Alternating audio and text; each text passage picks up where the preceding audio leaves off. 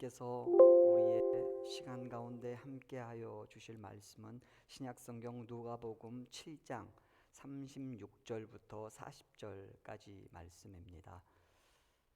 신약성경 누가복음 7장 36절부터 40절의 말씀 제가 봉독하겠습니다.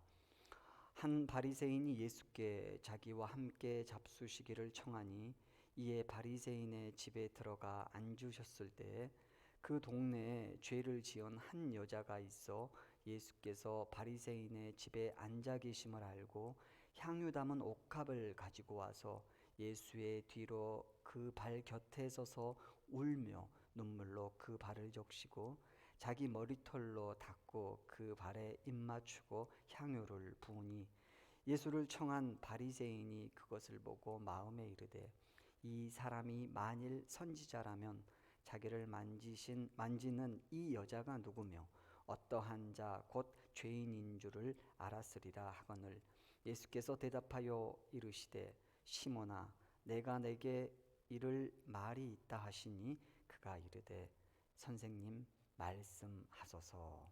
아멘. 오늘부터는 새로운 말씀 시리즈 기쁜 소식 복음으로 함께 하겠습니다. 오늘은 그 첫 시간으로 신앙의 사각지대가 있는 자라는 제목입니다. 연예인들에게 어떻게 연예인이 될 수 있었냐라는 그 질문을 묻는 인터뷰를 듣다 보면 곧잘 듣는 에피소드가 있습니다. 이런 거죠. 친구가 오디션 보는데 따라갔다가 제가 뽑혔어요. 또 결혼한 커플들의 사연에는 이런 내용들이 많은데요. 친구의 소개팅 따라갔다가 자기가 커플이 되어서 결혼을 했다라는 그런 에피소드를 들을 때도 있습니다. 이런 경우를 우리는 사자성어로 주객전도라고 합니다. 주객전도는 사전적인 의미로 주인과 손의 처지가 뒤바뀌었다는 뜻으로 사물의 경중이나 선우나 완급 따위가 서로 뒤바뀐다라는 그러한 말입니다. 오늘 본문도 주객 전도된 일이 있습니다. 시몬이라는 바리새인이 있습니다. 그는 예수님을 자기의 집으로 초대하고 영접합니다. 예수님을 집으로 어렵사리 초대했는데 불청객 한 사람이 등장을 합니다. 그런데 예수님은 그 불청객을 쫓아내기는커녕 오히려 그 식사 자리를 준비한 집주인 시몬과 비교하면서 칭찬을 합니다. 정작 시몬은 칭찬은 고사하고 좋은 말도 듣지 못하게 됩니다. 시몬은 당혹스럽고 억울하기까지 합니다. 시몬의 생각에는 그 불청객은 자기와 비교할 수도 없고 비교해서도 안 되는 천한 사람이었습니다. 오늘 본문의 시작은 시몬을 바리새인이라고 소개합니다. 우리 대부분의 기독교인들은 바리새인에 대한 선입견을 가지고 있습니다. 물론 좋지 않은 선입견이죠. 그렇기 때문에 바리새인 중에 한 사람인 시몬이 예수님을 자기 집에 초대한 행동에 대해서 의도를 쉽게 단정해 버릴 수 있습니다. 단정해 버리기도 합니다. 예를 들어서 시몬이 예수님을 초대한 이유에는 불손한 의도가 있을 것이라든지 아니면 자신의 의의를 드러내기 위해서라든지 그렇게 단정을 짓습니다. 그러나 성경에 기록된 당시 상황을 조금만 알게 되면 예수님을 자기의 집으로 초대한 시몬의 행동이 결코 그러한 이유 때문에 했을 수 있는 쉬운 일은 아니었음을 알게 됩니다. 오늘 본문 이전의 6장에는 예수님께서 제자들과 밀밭을 지나가시는데요. 제자들이 밀을 손으로 비벼서 먹는 사건이 나옵니다. 그날은 안식일이었습니다. 안식일에 그런 모습을 본 바리새인들은 어떻게 그럴 수 있냐고 예수님께 따져 물었습니다. 그러자 예수님께서는 손을 못 쓰는 사람을 오히려 더 안식일에 고쳐주시고는 바리새인들에게 다시 묻습니다. 누가복음 6장 9절입니다. 안식일에 선을 행하는 것과 악을 행하는 것, 생명을 구하는 것과 죽이는 것, 어느 것이 옳으냐? 그 말에 바리새인들은 화가 납니다. 화가 나서 예수님을 어떻게 할까 서로 작당을 하게 됩니다. 이런 상황 속에서 시몬은 예수님을 자기 집에 초대를 합니다. 그렇기 때문에 시몬이 예수님을 초대한 것은 당시 상황을 고려해 보면 상당한 대가를 치러야 하는 일이었습니다. 요즘 대선정국이니까요, 그 비유를 이 선거에 좀 맞춰 들어보면 이런 거겠죠. 진보 진영의 후보의 선거를 돕는 그 참모가 보수 진영 후보를 자기 집에 초대를 하는 겁니다. 그 선거 참모는 그 초대로 인해서 굉장히 많은 대가를 치러야 할지도 모릅니다. 각종 언론에서 뭐라고 하겠습니까? 또 같은 진영에서조차도 뭐라고 하겠습니까? 배신자라고 소리를 들을 수도 있겠죠. 더 나아가 어떻겠습니까? 그가 속한 선거 캠프에서 쫓겨날 수도 있을 겁니다. 예수님을 초대한 시몬의 경우는 시몬의 경우도 당시의 시대적 분위기를 고려해 보면 이보다도 더 심각한 상황이었을 겁니다. 그럼에도 불구하고 바리새인 시몬은 예수님을 초대했습니다. 그렇다면 주변 상황이 그렇게 심각한데 왜 시몬은 굳이 예수님을 자기의 집으로 초대를 했을까요? 왜 시몬은 예수님을 자기 집에 모셨을까요? 이 질문에 대한 답을 두 개의 성경 구절을 보면서 유추해 볼 수 있습니다. 먼저 39절입니다. 예수를 청한 바리새인이 그것을 보고 마음에 이르되 이 사람이 만일 선지자라면, 하나 더 있습니다. 40절입니다. 예수께서 대답하여 이르시되 시몬아 내가 내게 이를 말이 있다 하시니 그가 이르되 선생님 말씀하소서. 먼저 39절을 통해 유추해 보면 시몬은 예수님을 선지자 중 한 사람일 것이라 라고 기대한 것 같습니다. 또한 40절에서 예수님을 선생님이라고 표현한 것을 볼 때 그가 기본적으로 예수님을 존중은 하고 있었던 것 같습니다. 존경이 아니라 존중입니다. 종합해 보면 시몬은 예수님이 혹시 자기가 잘 그렇게 알고 있었던 선지자가 아닐까 하는 그러한 생각을 했던 것이죠. 그래서 바리새인이지만 이례적으로 예수님을 존중했습니다. 그러나 말씀드린 대로 존경은 아닙니다. 그렇기 때문에 당시 풍습을 고려해 보면 손님인 예수님에 대한 그 시몬의 환대의 표현은 매우 소극적으로 보입니다. 어떻게 보면은요, 결례와도 같습니다. 발을 씻을 물도 드리지 않았죠. 그리고 환대하는 입맞춤도 하지 않았습니다.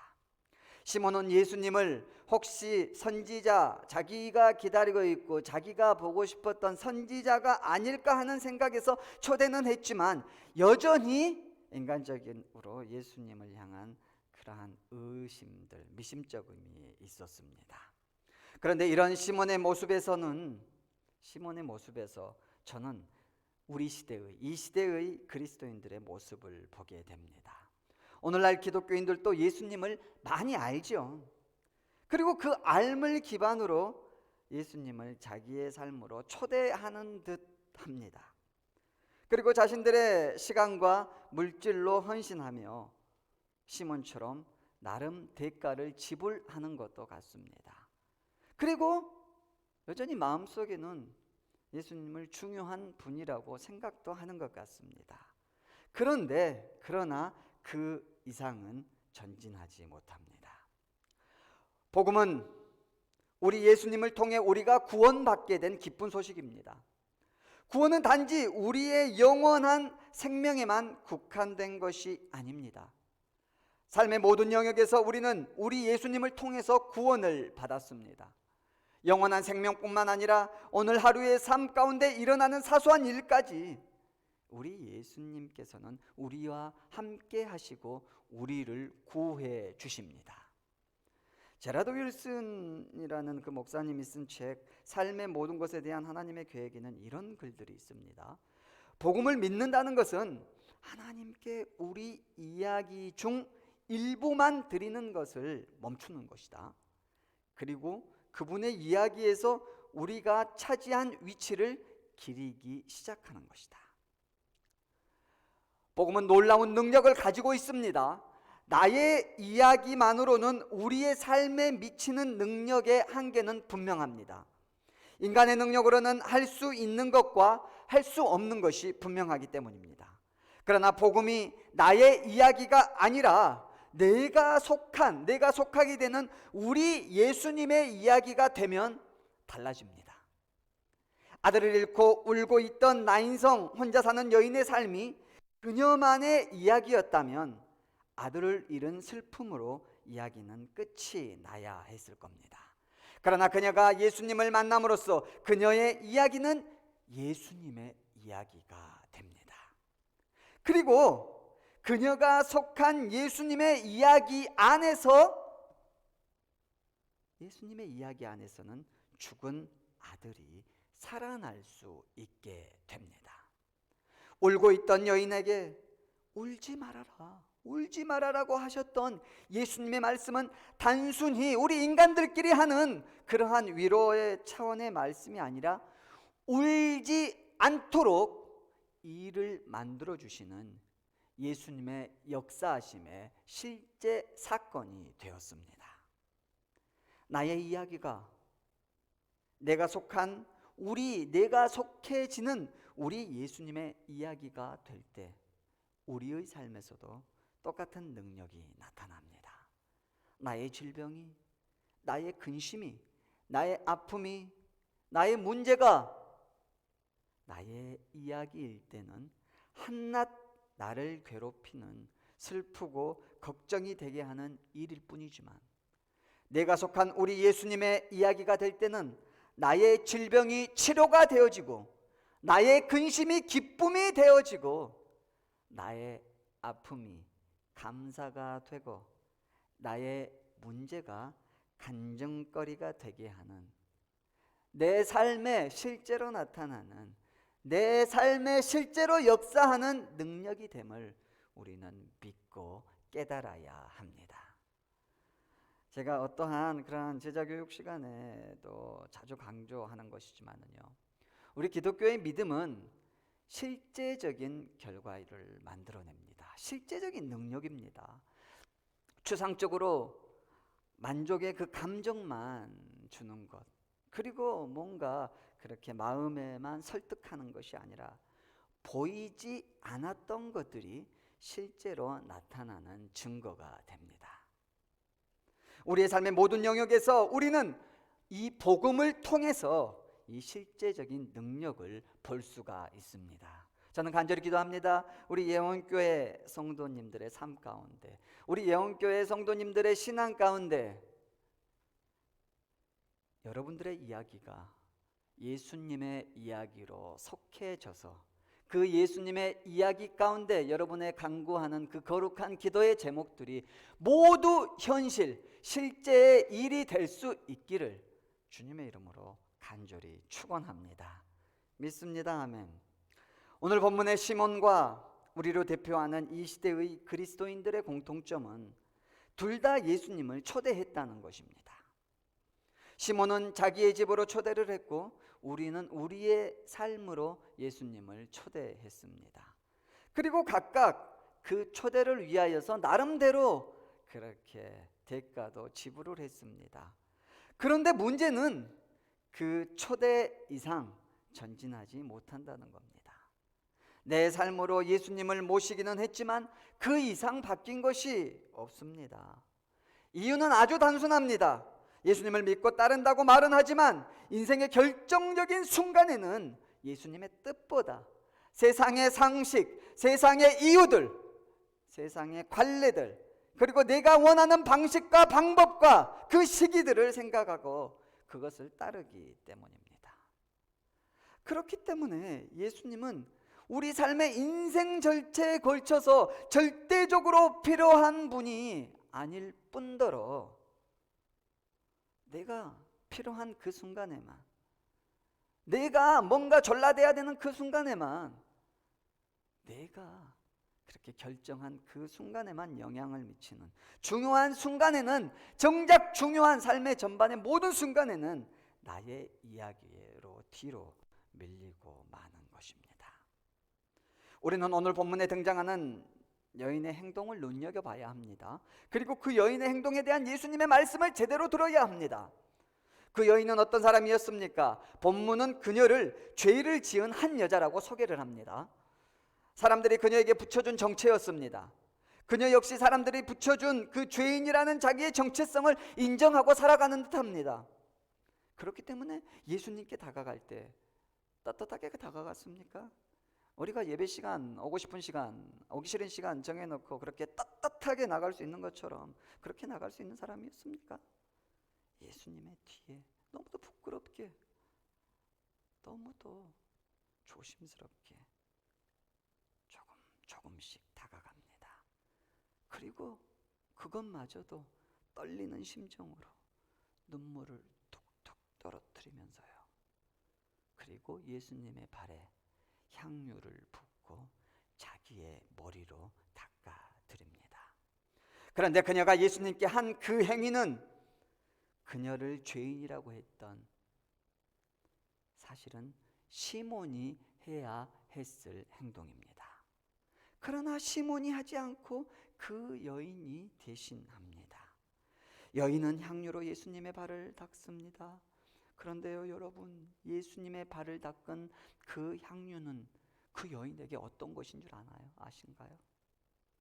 성경을 유추해 보면은요, 이 여인은 아마 몸을 팔았던 사람이었던 것 같습니다. 몸을 팔면서 인생을 그렇게 전전하면서 살았던 사람인 것 같습니다. 당시 몸을 팔아서 사는 여인들은 합법적으로 재산을 그렇게 부를 축적할 수가 없는 상황이었습니다. 그래서 그런 여인들은 향유를 모으게 됩니다. 향유를 조금씩 자신의 삶을, 자신의 육체를 버려가면서 조금씩 옥합에다가 그것을 모으는 겁니다. 그렇게 모아서 그녀가 예수님께 부어드렸던 그 향유는 무엇입니까? 바로 그녀가 가지고 있는 전부였습니다. 전 재산이었습니다. 하나도 아끼는 것이 없었습니다. 그런 향유, 자신이 가진 전부를 예수님에게 부어드렸습니다. 예수님께 부어드리면 그렇다고 그것이 배가 됩니까? 그것이 돈으로 그렇게 환전을 해서 주는 거였습니까?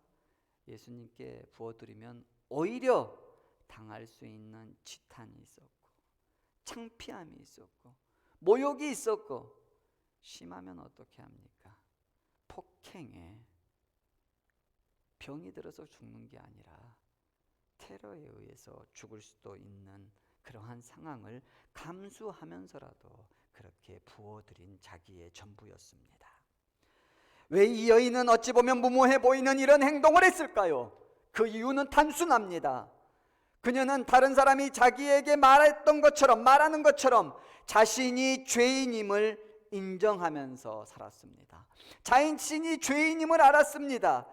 자기 스스로 무엇으로도, 나의 공로로, 내가 할 수 있는 무엇으로도 내 삶에 대해서 용서받을 수 없는 죄인임을 알았기 때문에 그녀는 자신의 삶에 예수님이 절대적으로 필요하다라는 것을 알았습니다.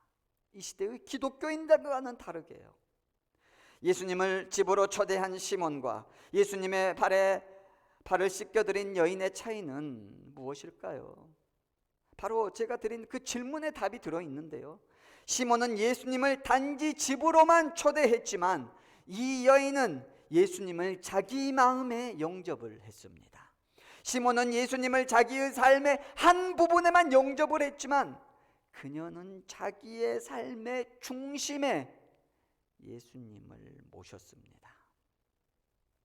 여러분, 가만히 생각해 보십시오. 우리가 쉬고 있는 숨이나 우리 속에서 뛰고 있는 심장이 우리의 힘으로 쉬고 뛸 수 있는 것입니까? 우리는 날 때부터 죽을 때까지 하나님께서 붙들고 계시기 때문에 살 수 있는 연약한 인간들입니다. 우리가 건강하게 살 수 있는 것도, 우리가 풍요롭게 살 수 있는 것도, 우리가 행복하게 살 수 있는 것도, 우리가 가치 있게 살 수 있는 것도, 여러분이 오늘 또 뭔가에 떵떵거리면서 살 수 있는 것도 다 우리 예수님께서 함께 하시기 때문에 가능한 일입니다. 그렇기 때문에 우리는 우리의 삶의 전 부분을 우리 예수님과 함께 해야 합니다. 그럼에도 불구하고 대부분의 사람들은 이 모든 것이 자기의 것, 자기가 한 것으로 착각을 합니다. 이렇게 잘 사는 것을 내가 열심히 산 결과라고 자랑스럽게 생각을 합니다. 앞에서도 잠깐 언급했지만 시몬과 우리의 문제점이 무엇입니까? 예수님을 초대했지만 그 이상은 전진하지 않았다는 것입니다. 더 직접 말씀드리면 사랑하는 척은 하지만 진짜 사랑은 하지 않았다는 겁니다. 그래서 초대 이상의 내 삶의 진짜는 우리 예수님과 아무것도 공유하기 싫어하는 것입니다. 말씀을 정리합니다. 반주 주실래요? 김병삼 목사님 아시죠? 그분은 자신의 책 텅 빈 경건에서 이런 말을 합니다. 복음과 하나님의 마음보다 자신들이 믿는 방식을 진리로 생각하고 다른 사람에게 강요하고 열정을 가지고 일했으나 복음을 잃어버린 열심, 복음을 잃어버린 열심은 하나님의 마음을 아프게 할 뿐만 아니라 사람들의 마음도 아프게 합니다 라고 이야기를 합니다. 하나님을 믿는다는 것은 내 몸에 치장하는 장신구 하나를 더 달고 다니는 것이 아닙니다. 내 삶을 조금 더 멋있게, 나의 육적인 무엇인가를 조금 더 편하게 살기 위한 것이 아닙니다. 내가 알고 믿는 방식으로 장신구를 바꾸어가면서 사는 삶이 아닙니다. 굳이 장신구로 설명하자면 우리 예수님이 내 삶의 장신구가 아니라 우리 예수님을 통한 하나님의 계획에 나의 삶이, 우리의 삶이 장신구가 되어야 하는 것입니다. 그럴 때 먼저 하나님께서 우리 삶이라는 장신구로 인해 하나님이 먼저 더욱 빛난 영광을 드러내시는 것이고요. 내 삶이라는 장신구를 달고 계시는 하나님을 통해서 내가 더욱 가치 있고 빛나는 존재로서 이 땅에서 가장 복된 삶을 살아갈 수 있게 되는 겁니다. 우리는 세례와 영접 기도를 통해서, 그런 것들을 통해서 예수님을 우리의 삶에 모시고 살아가고 있다고 쉽게 단정합니다. 물론 그렇게 잘 살아가고 계시는 분들이 대부분입니다. 그러나 다른 경우에는 오늘 말씀의 시몬처럼 그저 예수님을 초대만 했는지 모릅니다. 초대만 하고는 시몬처럼 냉대하거나 외면하고 있는지도 모릅니다. 왜 초대한 예수님을 환대하지 않고 불편한 자리에 계시게 할까요? 왜 우리는 그럴까요?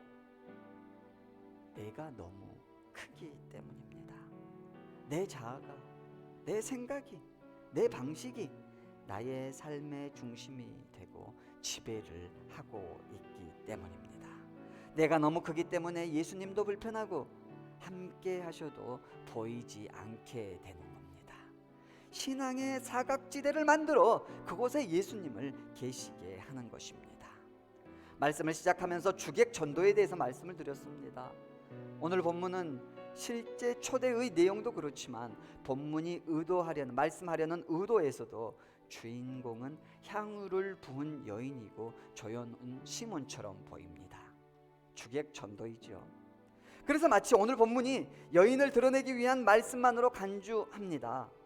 그러나 말씀 전체를 보면은요, 이 말씀은 분명 조연처럼 보이는 시몬이 주인공입니다. 초대의 주인도 시몬이었고 말씀을 깨닫게 하려는 주 대상도 시몬이었습니다. 다시 말씀드리지만 시몬은 자신이 가진 많은 것 때문에 예수님을 제대로 보지 못한 신앙의 사각지대가 있는 사람입니다. 예수님은 그런 시각의 신앙의 사각지대를 두고 예수님 자신을 그렇게 숨기고 살았던 바리새인인 시몬의 초대에 기꺼이 응해 주셨습니다. 그리고 그의 삶에 신앙의 사각지대가 없어지고 함께 할 수 있기를 바라셨습니다. 우리 예수님은 시몬에게 그러셨던 것처럼 지금 우리에게도 늘 함께 하시기를 바라십니다. 우리가 아프고 슬프고 힘들고 어렵고 괴로울 때만 잠시 함께 하기를 원하고 함께 하는 것이 아니라 즐겁고 기쁘고 평안하고 한가하고 여유 있을 때까지도 늘 함께 하기를 원하신다는 사실을 우리는 깨달아야 합니다. 아프고 슬프고 힘든 것을 고쳐주셔서 즐겁고 기쁘고 행복하게 해주시고 함께 하기를 바라십니다. 여러분, 이제껏 초대만 하고 우리 예수님을 불편한 자리에 모셨다면 오늘 이 밤 우리 예수님을 진심으로 환영하시기 바랍니다. 여인이 자기의 모든 것을 드려 환대했던 것처럼 우리 삶의 중심을 드리고 우리 예수님을 즐거이 모셔서 우리의 삶에 언제나 함께 하시면서 가장 복된 일들로 이끌어 주시는 우리 예수님과 함께하는 삶을 살아가시는 우리 예원교회 귀한 기도의 동역자들, 그리고 귀한 우리 예원교회 성도님들이 되시기를 주님의 이름으로 간절히 기도합니다. 기도하겠습니다. 주님 감사합니다.